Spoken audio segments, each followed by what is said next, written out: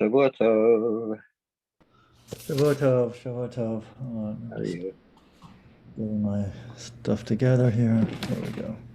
Yeah. Plug in the computer.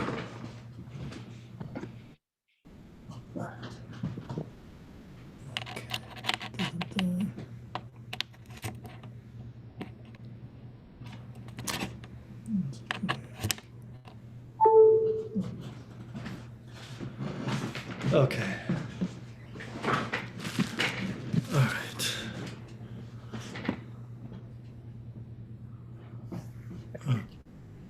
One sec.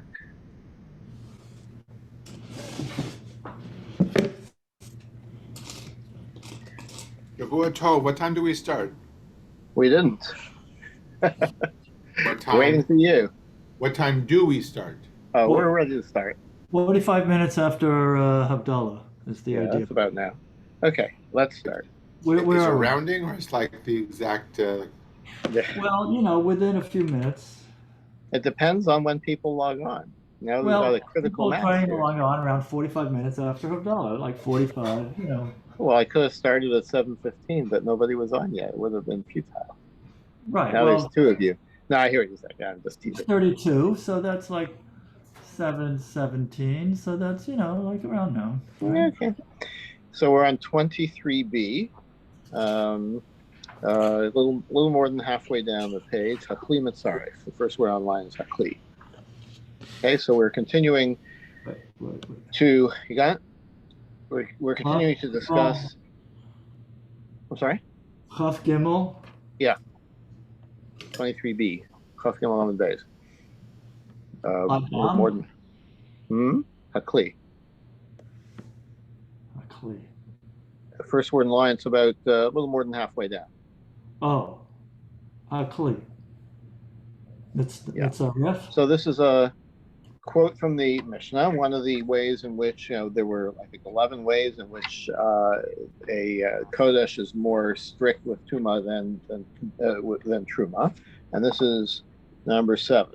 So Akli Masarif Moshe B'tocha L'Kodesh V'Lo L'Truma. The Mishnah said that if you have things in a vessel, some of them are tameh and some are not.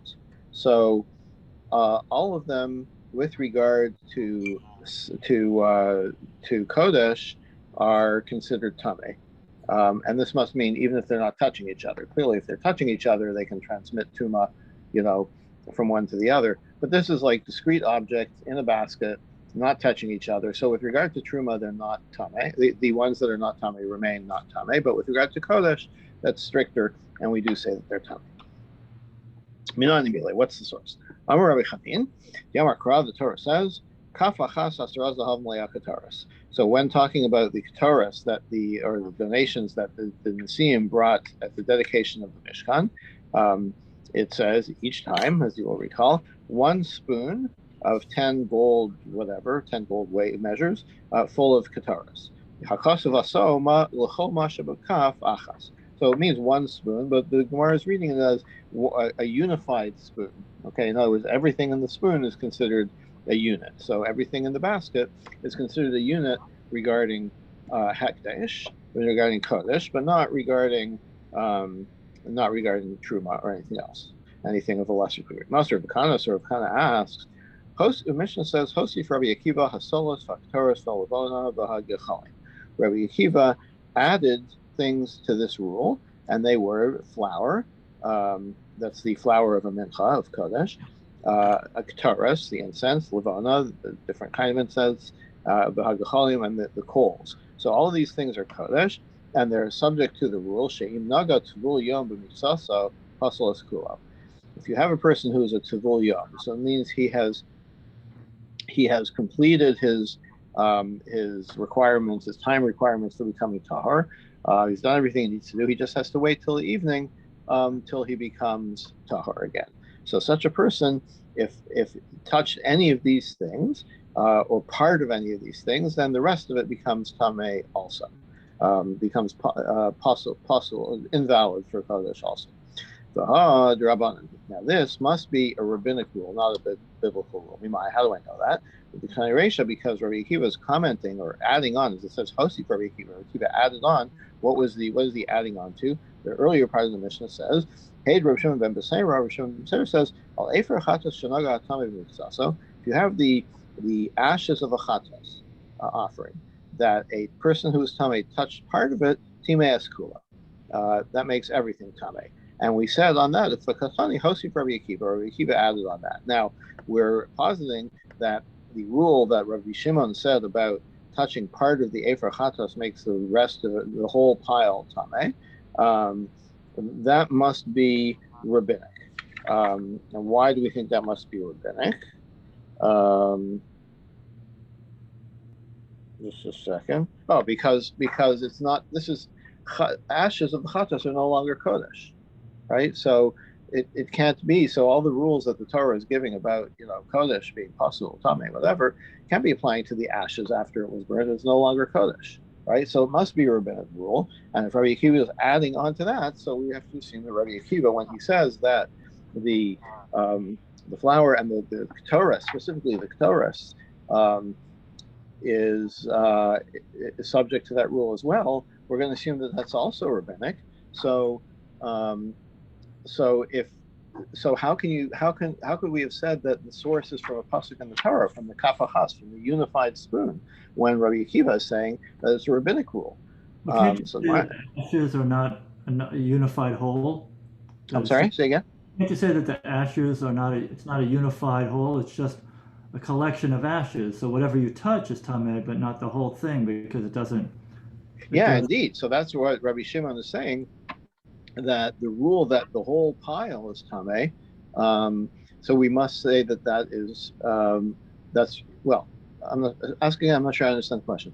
Well, I mean, if you touch something like you have a barrel of oranges or something, right? Yeah. Uh-huh. And you touch the orange, you make that orange tameh, right? Yeah. Not all the other oranges, right? Because each orange is individual. Right. But so the ashes seems like more of a pile. Yeah. I don't know. Yeah, it seems like we're saying only the part that you touch. Right. But here you're saying it's the whole pile of ashes. That's the rabbinic. Right. So we're saying that has to be a rabbinic rule. And so why do we say earlier that the source is the pasuk kafachas? It's a pretty narrow question. Okay. So the answer is la nitzracha ela l'shiari mincha. So must be that Rabbi Akiva, what he's really telling us is about the flour that is left over after a mincha.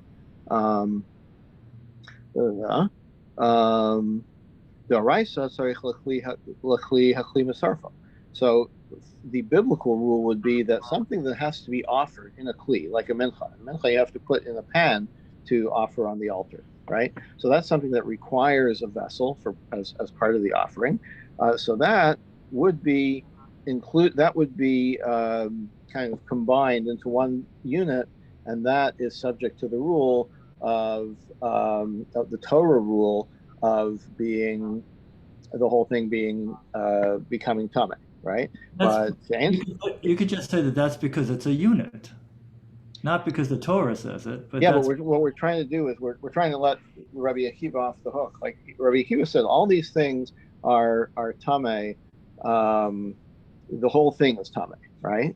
As a unit, right? And now we've said that he must be speaking, because the earlier part of the Mishnah was speaking rabbinically, he must be speaking rabbinically. And now we're going to say, oh, you know what? Most things are indeed rabbinic, but there are things, Rabbi Akiva would be saying, that are even biblically, that's the rule. And what are those things? Things which require a kli in order to be part of the offering, right? But what does not require a kli, right?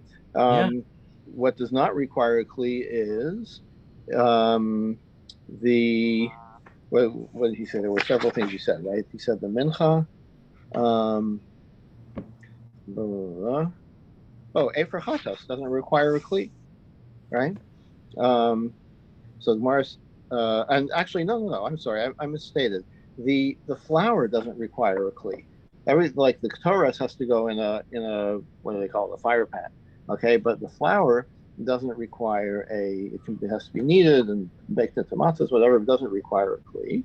So tinach solas, that's fine for the flour. But what about? He was also talking about the incense, right? That does require a kli. Okay, so you could be talking about where it's not in a kli, it's on a blanket, like a flat, a piece of cloth. Okay, so what? So what's the difference? Doraisa yeshlo toch mitzaref. So this is a kli, but it doesn't have a it's not convex, right? It doesn't have it can't contain anything. Like you're putting it on top of a kli, but it's not something you could carry it around in. Okay, it doesn't have what's the word I'm looking for? Container? Or Yeah, it's not a container, exactly. It can't contain anything. It's a flat thing. Okay, so that's why, even though it's on the kli, even though these things were on the kli, the Keturis and the Lavona, and you touch part of it, it's only a Durabana because it's not the kind of kli that has a container. Okay, we're really kind of stretching it here, trying to wiggle out of this conundrum.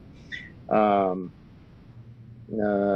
the Raisi Yeshel Toch Mitzaref, Ein Lo Toch Ein Mitzaref. Asur Rabbanan V'Takinu. So the rabbis came along and said, Alpha Gapni Lo Toch Mitzaref. So they were saying that. So according to Rabbi Akiva, what they're saying is, yes, biblically, these things on the Keturis on a flat blanket, flat cloth, that would not be subject to the rule of everything becoming tamei. But rabbinically, they added it on. So that's how we kind of get around that. So we can still say that the rule in general is a doraisa rule if it's in a container, right? If it's not in the container, Rabbi Akiva says they add it on rabbinically. Okay.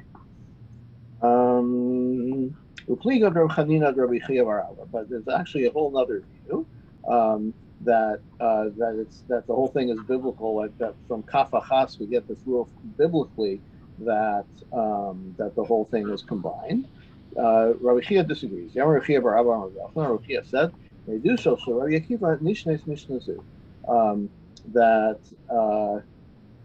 the Mishnah that we quoted is the source is Rabbi Akiva's testimony. yeah. So he's saying that the whole thing is rabbinic in the first place, right?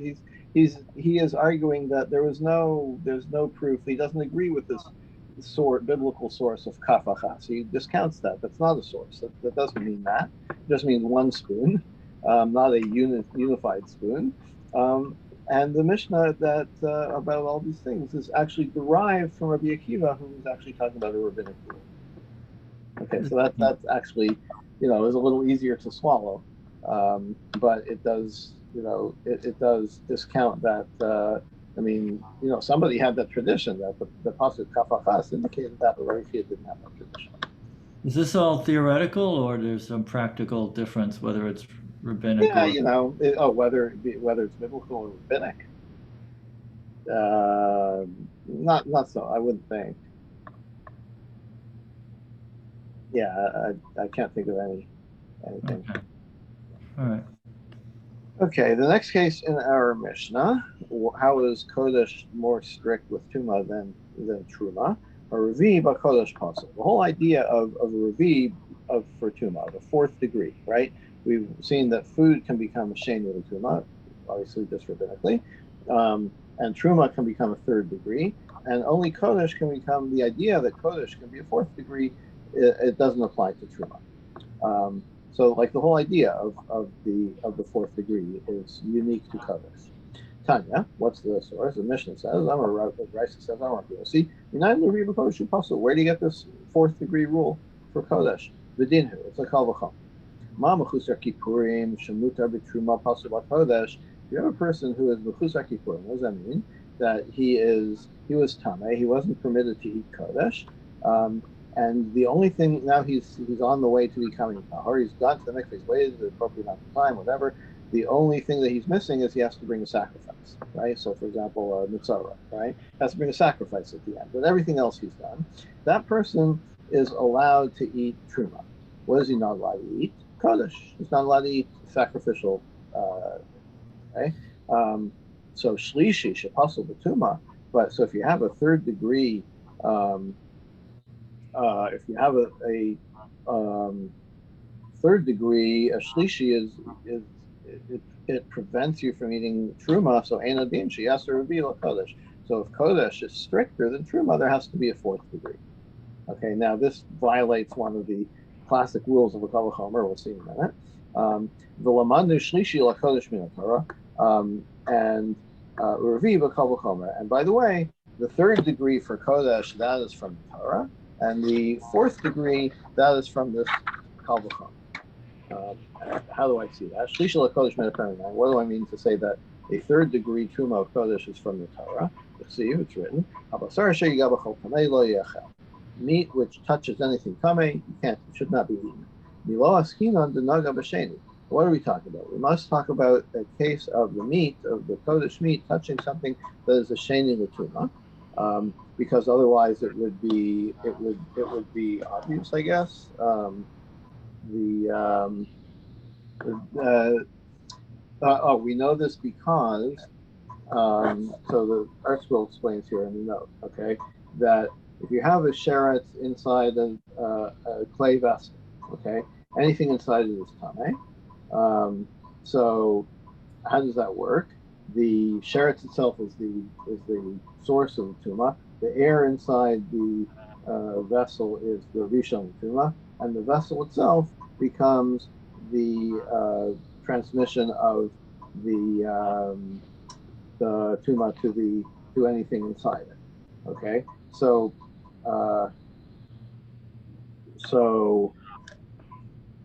the vessel is a and that is where it says that anything that any sacrificial meat that touches something tamei is becomes tamei.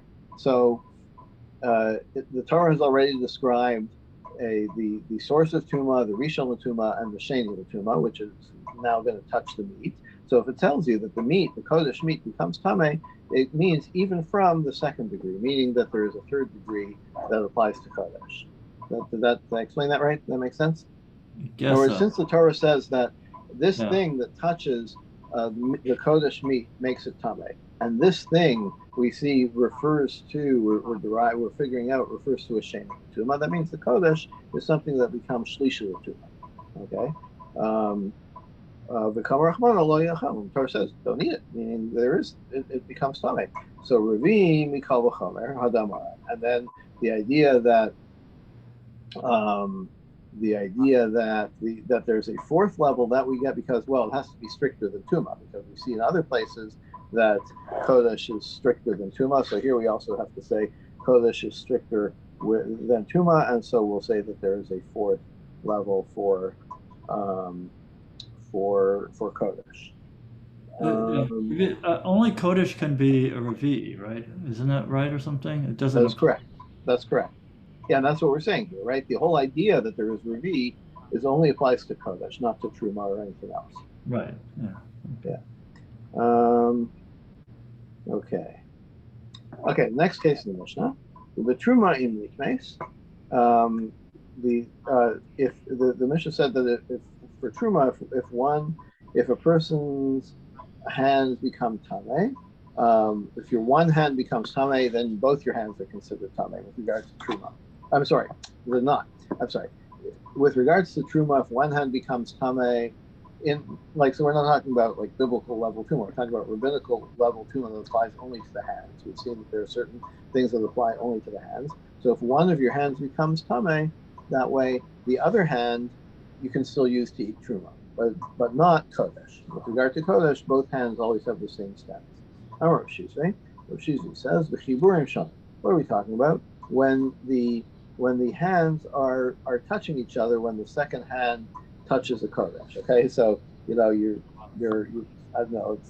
I'm not even sure what we're talking about here, but one hand is touching the other, and the tahor hand picks up the kodesh. Okay, so that's when the kodesh becomes tamei. But if they're still separate, he's saying, this is my right hand is tamei, my left hand is not tamei. I can still eat kodesh. It's only if the tamei hand is touching the tahor hand that is no good. So I asked, here's a rice. A dry hand can make the other hand tamei. Tamei la kodesh for the purposes of kodesh. Avalol truma, but not truma. Rabbi Yehuda Omer Lifsal. Rabbi Yossi says the dry hand makes the other hand not tameh for truma, but just for kodesh. I'm sorry, but not for making it tameh. So Yamrat Bishlama Shlobachiburin. So if you say that it doesn't apply to that the rule only applies when one hand is touching the other, I know Risa din Naguva. So that's why Rebbe is saying that okay, yeah, if they're touching but they're dry, then you're okay. But if they're touching and they're wet, then they're not okay because the tuma is more easily transmitted through liquid. But if you say that, like Rosh Shizvi said, that if the only time the tahor hand is invalidated is if it's touching the tameh hand. He didn't say anything about it being wet, right? He's saying if they're touching, then they're both out, right? So Myra Rusa Dinaguva. So what is this other brisa like saying that? Oh, that's only if it's dry. That contradicts Rosh Hashanah. So fine. So Abai rejects Rosh Hashanah's opinion. We also had a corresponding debate. Rish Lakish says Lashana al Yado. That's only regarding your other hand. Yad Chavero. But what about somebody else's hand? Like my hand is tame, and your hand is not tame. Well, obviously, you're not tame at all. But if I touch your hand, right, then that's not transmitting tuma to your. That's not transmitting tuma to your hand with regards to kodesh. Rabbi Yochanan says no, it doesn't matter. Your hand, your friend's hand, the tame hand touches the other hand, then it makes it a invalidating for kodesh. But also, yeah, that's only that's if you're touching the other guy's hand with your tame hand, not your tahor hand. Okay, which seems kind of obvious. And lifsal of a lower tame. And also, it only invalidates it for sacrificial purposes, but it doesn't make it tameh. Mimai, how do I know? Tani Sefer, because the end of the Mishnah says, Shahayad metama chaber tol kodesh avalo truma, because the hand can make its other hand, it can make the other hand tameh for kodesh, but not for truma. Not too only. So what do you even have to say that for? You're like, you just stated that. Already just said that. To tell you that it even applies to somebody else's hand. Okay, we're really getting very esoteric here.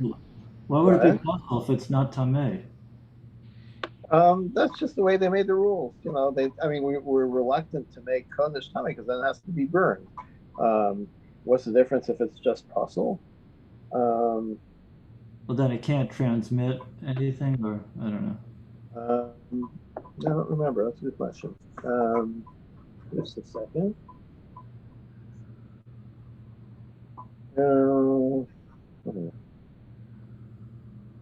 It's just a gezerah maybe or something. You don't want. Yeah. Like what's the difference if it's puzzle or comic? I feel like maybe how you dispose of it, but I'm not sure. Yeah, I think it has something to do with how you dispose of it. In neither case can you eat it, but if it's tameh, maybe you have to burn it. If it's puzzle, I'm not sure. Okay. The average Lakish had a even Rish Lakish changed his mind. They agreed with Rabbi Yochanan. The Amar B'Yala or Ami Amar Rish Lakish or B'Yala quoted Rish Lakish. Echad Yada V'Echad Yad Chavero B'Yosa Yad. If it's that tameh hand which touches the other hand, whether it's your other hand or somebody else's hand, leave some low with tameh. It makes it possible, but not tameh. The leaf saw although low with tameh tonight. That idea that it works only to make it possible and not tameh, that's actually a tonight dispute. Now we have a Mishnah. Call a postal with truma. Anything that makes truma invalid makes your hands sheni l'tuma. And one hand to make the other hand tameh. Rabbi Yeshua, according to Rabbi Yeshua, they say yes, the hands can be sheni l'tuma. But that doesn't make another hand shape. If your one hand touches your other hand, that doesn't make your other one a shame. Your other hand would be a shlishi? Sorry? One hand would be sheni, one hand would be shlishi? No, if one hand is tahor, the other hand is sheni. If I touch my other hand, no problem, right? But no problem for a sheni, right? It doesn't make this one a sheni. But now we're deriving hashlishi avad. So that implies that, okay, so it doesn't make this other hand a sheni. That must mean it makes it a shlishi, right? Meaning that it's no, that means it makes truma tame, right? If you touch it with that second hand, right? So that's where we see that there. So this appears to be a machlokas tanaim, right? A machlokas in this mishnah, right? The second opinion seems we're implying that it doesn't make the other hand a sheni, but we're implying that it makes it a shlishi, meaning it invalidates truma. Gemara says not necessarily. No, lo sheni, no lo shlishi. Maybe it means like it doesn't make it tame at all, neither second degree nor third degree.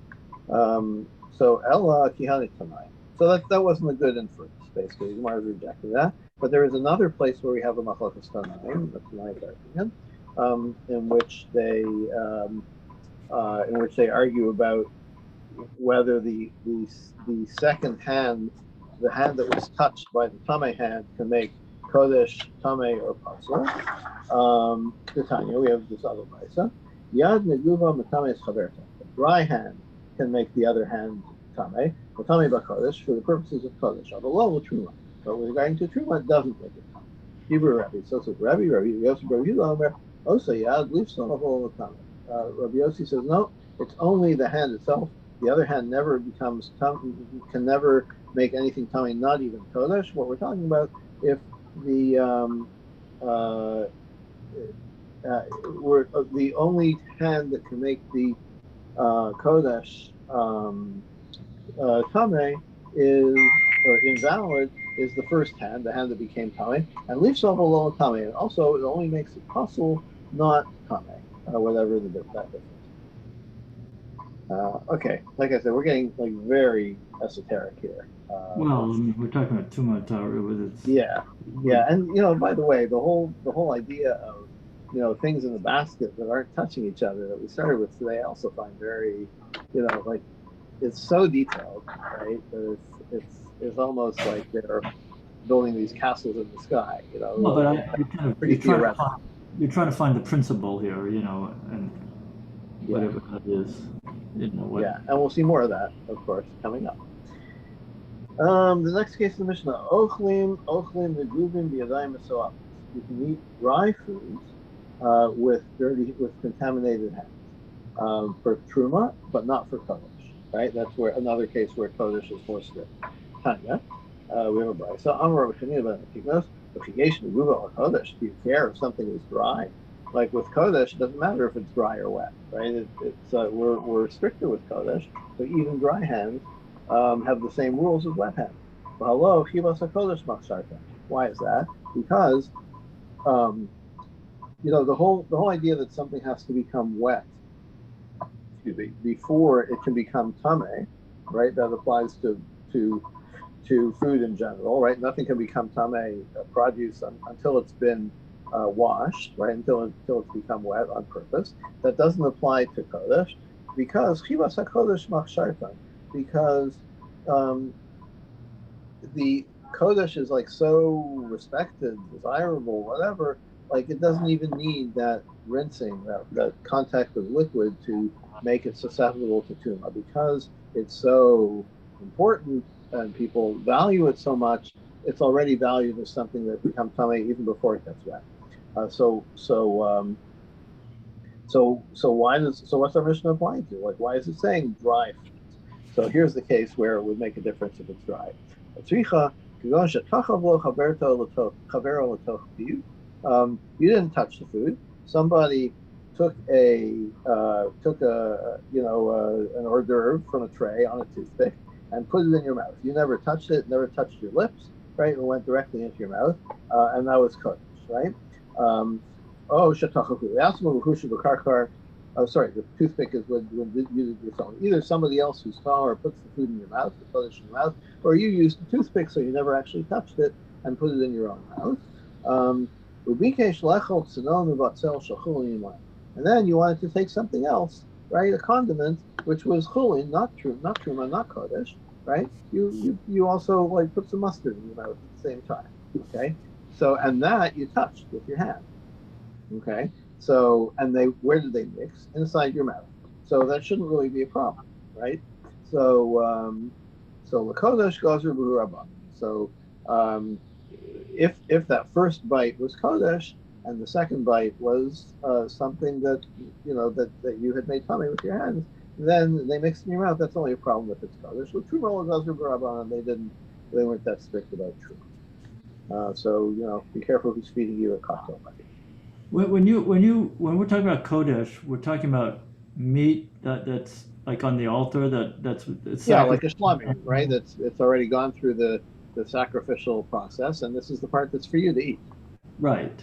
Okay, Yeah, that's what not something that's just like consecrated. I No, no, no, sanctified something. no. We're talking about something that's like actually been on the altar. Right. Yeah. Okay. Okay. Last case of the Only for Kohanim to eat, right? Well, no, not necessarily. The shlamim is partly to the mizbeach, partly the kohen, and partly to the owner. So even the part that goes to the zer is called It's kodesh. Kodesh? Yes, correct. but for truma, we're only talking about kohanim because the zarim Right. can't. You're not allowed to eat truma if you're not a kohen. That's right. Right. But you can make it tummy if you handle it. Right. Right, even if you're not a kohen. But the question is who's no longer allowed to eat it. So Truma in that respect is, I guess, stricter, that only a Kohen can eat it? Yeah. Okay. Yeah, you could say that. I would say strict. There's different rules. There's you More can exclusive. characterize it either way. I have no comments. I have no opinion on that one. There's less people who can eat truma than who could eat kochim. So Right, but a specific kachim, well, no, you can feed it to anybody. I think. Yeah. Okay. I don't know. No comment. You can view it whichever way makes more sense to you. right. I mean, the korban pesach would be kochim, right, wouldn't it? Yes, absolutely. Yeah. Yeah, that's a special case of shlamim. Right. So. And the person whose tummy can't do it, that's why it's Pesach Sheni. Right. And if he touched it, he would ruin the whole He would thing. invalidate it for everybody. Yeah. Yeah. Bummer of a Seder then, right? Okay. Last case in the Mishnah. But you'd have to eat with your non-dominant hand. Yeah, all right. Ha'onim b'mechusek Yippurim, a person who is a mourner before the burial or the day of the death of the relative, and mechusek Yippurim, the person, as I explained before, somebody who's ready for he's done everything except go to the mikvah. So they're not allowed to eat kachim, but they are allowed to eat truma. Okay, my tama, why? Because they were forbidden from eating kachim until now. So really, they should be allowed to eat without going to the mikvah, right? They've completed their they've done their time. But the rabbis wanted them to do something active, before they ate kodesh because of the valued nature of kodesh. Okay, so now we're going to switch gears. The next Mishnah. There are some ways that truma is stricter than kodesh. Surprise, surprise. We've got 11 ways in which kodesh is stricter than truma. Here we have ways that truma is stricter than kodesh. Chomer b'truma. How is truma stricter? Shabi Yehuda ne'amani al taras yayin v'shem and b'chol yemos Hashem. So in Yehuda, in Judea, an Am Haaretz is again, Am Haaretz is like a regular person, maybe not educated or not punctilious as a chaver. Okay, so in Yehuda, the Am Haaretz who has wine or oil, we always consider that tahor. We trust them that they're keeping their wine and oil that is for kodesh. We think that they're going to be careful about that. But truma, not so much. But in the season, right, during the wine pressing season and the olive pressing season, then we rely on them, we trust them for truma as well. Okay, so in other words, they're always reliable when it comes to Kodesh, but not always reliable when it comes to Truma. Well, what does Um, it mean? Because what for Truma they have to give certain percentage to Cohen, right? For Truma from their, but right, and Kodesh. they're more careful about keeping it. They're somewhat more careful about keeping it tahor. But what does it Okay, mean for Kodesh purposes? it means that all year, if they're producing wine or oil for use on the altar, like Oh, for a sacrifice, if you go and it's like you want to go buy something with the but that's hexer, right? oh, it's Like already. this was this you go to your local farmer and you say I'm looking for something nice for a sacrifice. So like, oh, okay, this stuff I did separately for sacrifices, and you can rely on it.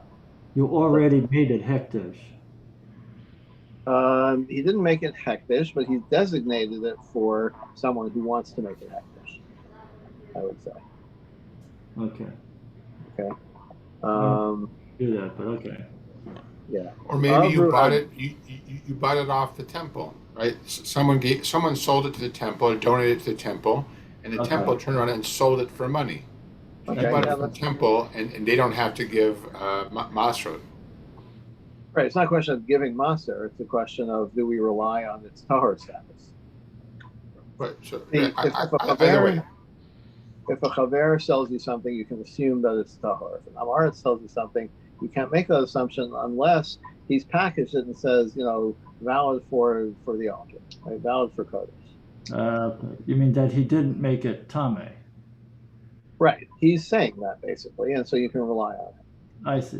Okay. That's But okay. you cannot do so for in general, although there's an exception based on the season. But in general, you can't do that for truma. Like we don't think that they're really going to be honest about, or it's not a question of being dishonest. It's like, yeah, they're saying like, yeah, I think I was careful about this, but we know they're not really that careful. But it makes sense During because for Truma, they're gonna find they suffer financial loss, so there's an incentive more to lie about like whether or not you gave Truma. Whereas if you made something Tameh, yeah, but Right. So they may be saying that it's like the point is you can't rely on them. They may be saying that it's they may be claiming that it's kosher, right? And yes, indeed, if they were indeed punctilious, if we consider them punctilious, maybe they would make a better living, but that's not the case, right? We're saying that we know, or we're assuming that these people just aren't that careful, even though it would be to their economic benefit if they were more careful. On the other hand, maybe it wouldn't be to their economic benefit because they would have to discard a lot of things. What if if it did become tunnel? right, or if they didn't give Truma, right? Right. Okay. Now, Avru Hagitos Vavadi, but after the season, they view chavi shel yain shel truma, and you want to buy a truma like truma wine. Like don't take it. What can you do? This is really weird. You can keep it till the next season, okay, uh, and then you can use it then. Because what we're saying is that it's this is we're saying that we're granting an exemption during the season, and it's not related to the facts of the matter, whether we think the guy was careful or not, right? It's related to during the season, we're not going to insist on this stringency. Okay, so it doesn't matter this season or next season. I can take stuff from the off season, which ordinarily I would say you can't use, you can't assume is valid truma. You can't assume that it's tahor. And if I wait until the season, till the next season, harvesting season, then the restrictions are lifted and you can use it. Weird, right? what's the Um, logic behind that? the logic behind that appears to be um, We can then eat stuff that's not that's tameh if it's in season. That suffix tameh. um, right, right. So the logic possibly is um,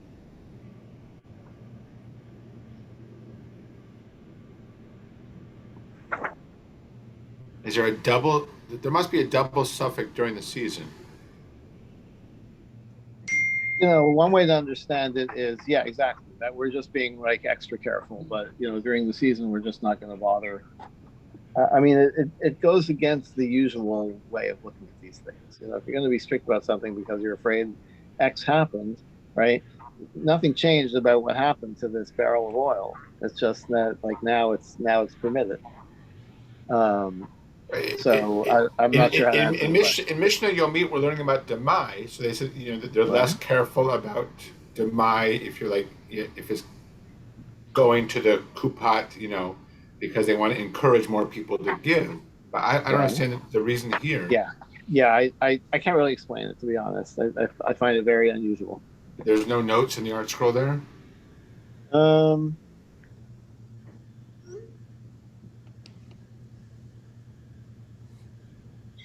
yeah, well, saying kind of like what I said, that it's a stringency that is really over the top. So really, you can rely on, when it comes to truma, really you can rely on the Amoritz, but we don't like to do that. But we're only going to behave that way in the off season. During the season, yeah, it's not really a satisfactory answer to me. Like either it is or it isn't, right? So I don't know what to answer you. Right? You might say you don't want to ruin their livelihood during that season, but that doesn't make sense for buying it in the off season and holding it. Right. Yeah, it doesn't. The Amar Lo, if the guy tells you Hifrashi Lasocha Revis Kodesh, Naman. If he says, you know what, this barrel, I've actually used some of this for Kodesh, then you can assume that the whole barrel was fine. Okay, that kind of makes sense, right? Because if we're saying that they're careful about Kodesh, then he wouldn't have allowed some of it to be used for Kodesh if it were time. Okay, Kada Yain and Kada Shem. And if you have jugs of wine or oil, Hamadumos, that things are mixed together. In other words, you're intending, or the Amaretz is intending, to use some of it for Truma, some of it for Kodesh, right? So Nemanim Aleim B'Shas Hagitos Obagim, in season, in the harvest season, they can be trusted. And 70 days before the season. So in other words, they're preparing already for the harvest season, and since we assume them to be careful about Kodesh, if there's a mixture in the barrel that we expect, or that he's planning to use some of it for Kodesh, then the whole barrel is good. Okay, that makes sense. So now the Gemara asks, Yehuda Yinabak Galil Lo, why does it only apply to Judea? Right? Why does it not apply to other places? Like the Galil. My Tama, why? Or Shakish answers, Mipnei, Shiratua Shalkuti Mafsekas Vahan, because to get from the Galil to Yehuda, you have to pass through Shamron, right? And who lives in the Shamron? The Kutim, right? And the Kutim, they are really suspect, right? They're worse than the Amaretz, right? So if it passes through, and the rabbis agree that the land of the Kutim is considered Tanai. So once you take it from the Galil to Yehuda, you've passed through the Kuti area, and it's Tanai, regardless of whether it was for Kodesh or not. So Mar says, well, wait, there's still a way where you could transport it safely. And they said, Vishita Tevo Migdal. What if you put it in a big box or a carriage or whatever? So it's a moving vessel, and that is not subject to that rule about the Kuti land contaminating it, making it Tanai. Mar says, Hamane. What? I'm sorry? Does it never touch the ground, or right, exactly. Well, or even if it's on wheels, right? But yeah, it never touched the ground, and the fact that it's moving exempts it from the usual rules of tuma. Okay, at least with regard to this kind of blanket tuma decree about the Kuti lands. Okay, so there, it doesn't apply to moving large vehicles. I mean, if you stop for the night somewhere there, that's it. No, I think no. I think it's just the fact that it is a moving vehicle. Even if it stops, I think it's not a problem. I think, I'm not sure. I mean, maybe if you like took it off the truck and put the container on the ground, maybe that would be different. Right. Well, yeah. Yeah. So Hamani, and whose opinion is this? Rebbe. Yamar oil zaruk love shmei ohel. It's Rebbe who says that a moving, a vehicle is not considered an ohel, is not considered something that captures and transmits to on the Tanya. What's the source? Brisa. Hanichnas l'eretzami b'shita tevim. So if you leave the land of Israel, so the rules are pretty much the same for the Kuti land in Israel or outside of the land of Israel. But the Shia is, well, you're in a vehicle. Rabbi Matami, Rabbi says Matami, Rabbi Yossi, Rabbi Matar. Rabbi Yossi, Rabbi says it protects you. So according to Rabbi, even if you transported your stuff in a truck, it would still become tummy by passing through Shamra, by passing through the Kuti land. So that's why our Mishnah refers only to you can only trust people in Yehuda because they can get to the temple without passing through the Kuti land. So the Gemara says, wait, but there's another solution. Everybody agrees that if you have a clay vessel that is sealed, then the things inside it are protected from tumah, right? So what about a Galilean Am Haaretz farmer who sells you, a sealed clay vessel of wine, and you take it through the Kuti lands? It should still be tahor, right? That's from the Torah. Yeah. So again, the question is, why does the Mishnah only say that that Judeans can rely on Am Haaretz farmers, right, for Kodesh, right? It should apply to Galilean ones also. If you're careful when you're transporting it, to transport it in a non-tamei way.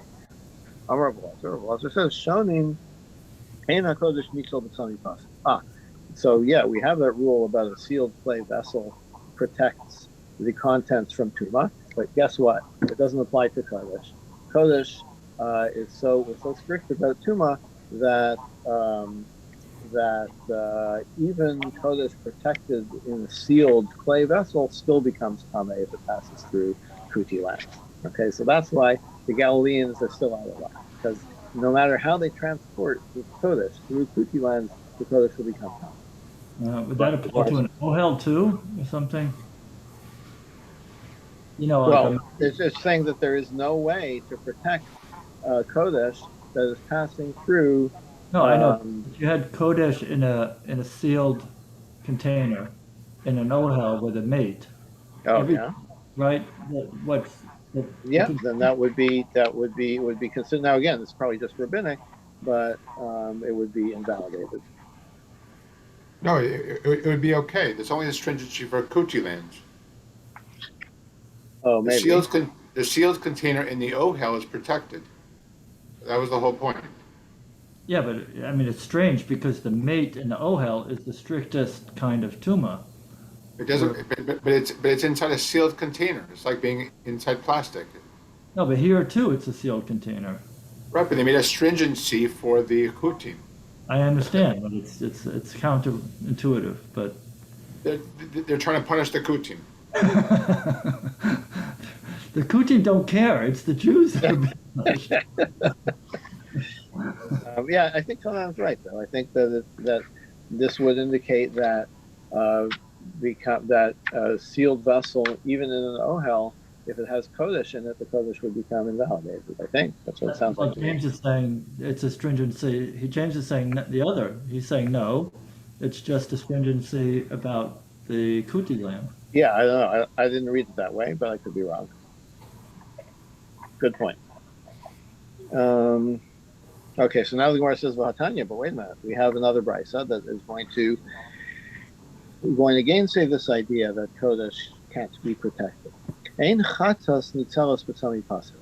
Chatas water, right? This is the water for the paraduma mixed with the ashes that can't be protected by a sealed earthenware vessel, right? Mm-hmm. My love, how Kodesh nitzal. You're telling me that chatas water can't be protected. What does that imply? Anything else can be protected, including Kodesh, right? The chatas water is like the highest level of, susceptibility to tumah. So if you're telling me that chatas water can't be protected by the sealed vessel, then you're implying that anything less, like Kodesh, can be protected, right? So Our answer is not necessarily. Lo hamayim she'enam mikudashim nitzolim b'tzami pasil. It's what it's excluding is not kodesh. It's excluding the water that's going to be used to mix with the ashes, right? So if that water is in a sealed vessel, you can still use it to mix with the ashes. It's only once it's already been mixed that becomes mechatos. That's when it can't be protected by the sealed vessel. V'amar Ula, but didn't Ula say chavraya midakan begalila? That the chaverim in Galil, and they would prepare their everything in a state of tara, wine and oil, because they wanted to be able to use it when in the temple when it's rebuilt. So the answer is manichin like, yeah, because like now you can't transport it. What they're figuring is, I'm preparing my wine today, right? Next month Mashiach will come, or Eliyahu and Navi will come. They'll figure out how to purify the land of the Kutim, and then I can take this. Then I'll have wine that's good to take to Jerusalem and use for a sacrifice. Maybe it's a good place to. Yeah. Okay. Let's stop here. Okay. Have a good evening, everybody. Thank you, Doug. So 7 to 7:30 tomorrow. Yeah, David will be doing tomorrow. I'm going to be traveling for a week and a half. So. Oh, okay. All right. And we have the Siyum next Saturday night. Next Saturday night. Enjoy. Yeah. Welcome to all. Okay. Thank you.